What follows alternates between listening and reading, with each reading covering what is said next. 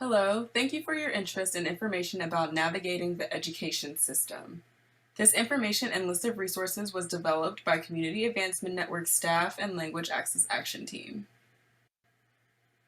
The purpose of this presentation is to provide helpful information about the benefits of education and the education system in the United States.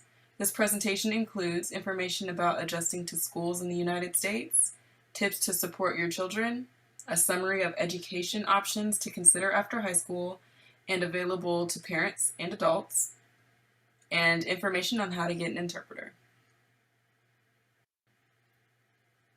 First, we will discuss the benefits of getting an education in the United States. Having an education will help your children succeed in the United States. It provides students an opportunity to connect to people from different cultures and helps adults develop skills and expand economic opportunity. In the United States, education is mandatory for children of a specific age, usually starting at about age 6 and ending at age 18. From 3 to 4 years old, children can attend pre-kindergarten depending on the grades offered by specific schools and school districts. At age 5, children can attend kindergarten. Pre-kindergarten and kindergarten are optional and not required by law. Elementary school is the first level of schooling and begins with pre-kindergarten and kindergarten grade levels. Elementary school typically goes through 5th grade. Middle school is the next level and usually includes 6th through 8th grade. High school is the last education level that is mandatory for children and usually includes grades 9 through 12. After high school, your child can choose to go to college or vocational training school, which are optional and not required by law. Although it is mandatory for your children to go to school from kindergarten through 12th grade, there are options for what types of schools you can have your children attend. The first option we will discuss is public school. Public school is free of cost, has no religious connection, has a curriculum based on state standards, has a lot of options for out-of-school activities, and boys and girls attend the same school together.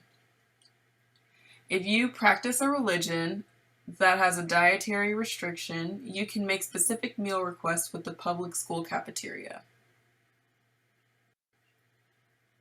The next option is public charter schools. Like public schools, public charter schools are also free of cost and do not have religious connections, but allow for requests for specific meals if you practice a religion that has a dietary restriction. There are some differences. Public charter schools have a curriculum that is more flexible than public schools and typically have less options for out-of-school time activities than public schools. The last option we will discuss is private schools.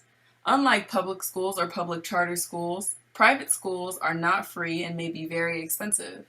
Some schools may be religious and the curriculum is very flexible. Out-of-school activities are different for each school. If your student is going to public school, they will be assigned a school that is in their neighborhood. Each neighborhood has an elementary school, middle school, and high school. If you live close enough to the school your child will attend, the school will not provide transportation. You will have to drive your child to school, or they can walk or ride their bike to school. If you live far from the school will provide a free bus that your child can ride to school. Some schools provide buses for students with disabilities. Students with disabilities are also assigned to attend the school in their neighborhood if they are attending a public school. All public schools have free special education programs for students with disabilities. These programs will support the individual needs of the student. Parents will be asked about their child's special needs when their student joins the special education program. Now that we have covered options for schooling, we will discuss how to adjust schools in the United States. But first, what did your own school experience look like? How did your parents and students treat their teachers? What are common teaching styles? Were you used to lectures, discussions, recitations? There may be some differences between schools in your home countries and those in the United States. Food is served at school in the cafeteria. If you have religious dietary needs, you can request specific meals from the cafeteria. Each school has a free and reduced price lunch program. If you would like your child to be in the free and reduced price lunch program, contact your child's school. Each school's application process is different. If you have SNAP, you may automatically be enrolled in free and reduced price lunch. Check with your school district. In the United States, students are expected to attend school, participate in lessons, and show original thinking and independence. Students are expected to arrive on time to school. Late arrivals and absences can affect your child's performance in school and can cause legal problems for the family. Active participation means that students are expected to ask questions and share their opinions in class. Original thinking and independence means students are expected to show their own ideas rather than following examples and texts. When children become teenagers, they are expected to make their own choices. Students are also expected to show individual effort and are encouraged to participate in out-of-school time activities.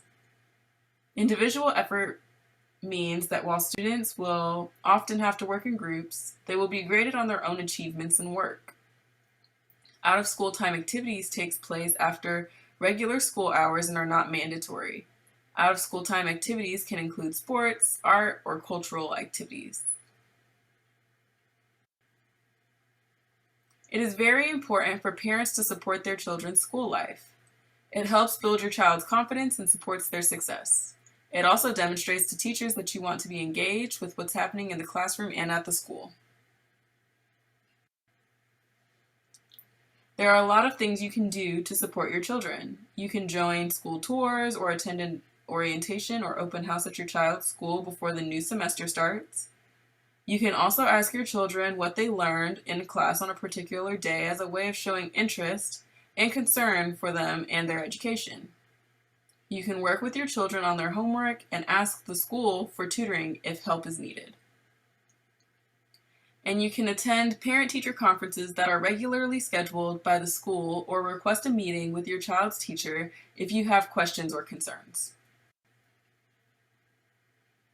When communicating with your child's teacher, you can use free language services from the school. Parents have the right to an interpreter for school meetings and conversations with teachers and other school employees. To access services, ask your child's teacher. After your child has graduated from high school, they can continue their education as an adult.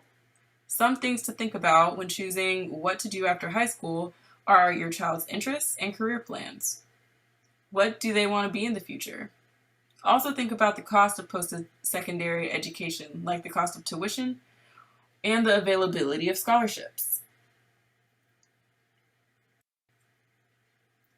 There are different options for post-secondary education after high school.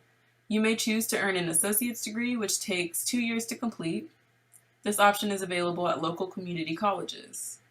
There is also a 4-year degree called a bachelor's degree that you can earn at different colleges or universities. You may also choose to attend vocational training school, where the completion time depends on the training requirements of the specific profession you are interested in pursuing. There are other learning opportunities that could include apprenticeships, internships, and on-the-job training. Application to higher education requires a lot of time and effort. Your child may need to write an essay or take an exam to be accepted into higher education. Your child consulting with their school's academic advisors is the first step to success. There are education opportunities available to parents and adults as well. There are English as a second language or ESL courses available to improve English skills. There are general education development courses, often called GED courses, available to earn the equivalent to a high school diploma. There are adult basic education courses available for those who want to improve basic literacy. If you already earned a degree or certificate in your country, it might not equal the same amount of credit in the United States. Individuals who have English skills already and have a high school diploma have the opportunity to enroll in adult education courses.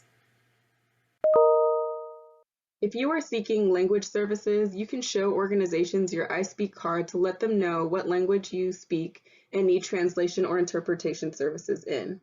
These cards are free at public libraries. I Speak cards are available in these languages. These are AISD resources that can help you register your child for school. These are resources for adult education.